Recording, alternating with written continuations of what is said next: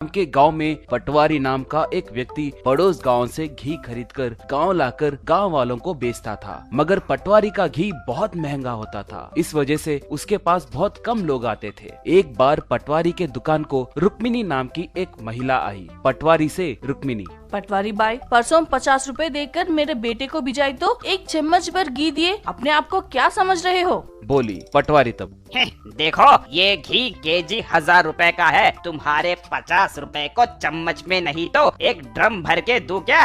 कहा। रुक्मिनी, अबे गधे कहीं के, देश भर में घी किलो 600 में बेच रहे हैं तो तुम 1000 रुपए में बेचोगे क्या? देखते रहो, किसी न किसी दिन तुम भीख मांगोगे, दरिंदे कहीं के। बोली। पटवारी तब, कोई परवाह नहीं है, तब तुम भी मेरे साथ मिलके भीख मांगना। जाओ, बड़ी आई मुझे बोलने वाली है। कहते ही रुक्मिनी वहाँ से गुस्से से चली गई। थोड़े दिन बीतने के बाद लोग पूरी तरह से पटवारी के पास आना बंद कर दिए। ये देखकर पटवारी अपना दोस्त जित्तू के पास गया। जित्तू से पटवारी, यार ये लोग बहुत निर्दयी है। मैं बेचारा 400 रुपए में घी खरीद कर उसे सिर्फ 1000 रुपए में बेच रहा हूँ। उतने कम पैसे देने के लिए भी लोग मर रहे हैं। ऊपर से आजकल ये लोग खुद अपने घरों में घी बनाना शुरू किए हैं। कहा। जित्तू तब, तो अब हम क्या करें भाई, सबके घरों में घुसकर घी के बर्तन गिरा दे क्या? कहा। पटवारी तब, रे देर दिमाग, अभी पुराने आइडियाज काम नहीं करेंगे। देखो मैं विदेश से एक मशीन मंगवाने वाला हूँ। अगर हम उसके अंदर दूध डालेंगे तो वो दूध के अंदर से सारा मक्खन निकाल लेगी। इसलिए लोगों के खरीदने वाला दूध सीधे हमारे पास आए। जैसे कोई आइडिया बताओ। कहा। जित्तू तब, कुछ नहीं भाई, ये दूध विक्रेता सब मिलकर दूध में से मक्खन निकालते हैं ना, उनके मक्खन निकालने के बाद हम उनके पास जाकर जो बचा हुआ दूध है वो हमें दो भाई, उसके अंदर से हम दूध निकालेंगे कहकर पूछेंगे और उसमें से मक्खन निकालेंगे। कहा। पटवारी तब, वाह क्या दिमाग है रे तेरी, मुझे अपने आप को मारना चाहिए जो तुमसे सलाह पूछा मैंने। कहा। जित्तू तब, नहीं तो क्या भाई, आप और आपके बकवास आइडियाज, आप अभी भी किस जमाने में हो? दूध के अंदर से मक्खन निकालने की बात कर रहे हो? टेक्नोलॉजी बदल गया है। देखो घी के बदले पाम ऑयल और डालडा मिलाकर उसके अंदर एक चुटकी भर घी एसेंस डाले तो बस है, दानेदार घी तैयार हो जाएगा। उस घी को दूध देने वाली गाय भी पहचान नहीं पाएगी, पता है क्या? कहा। पटवारी तब,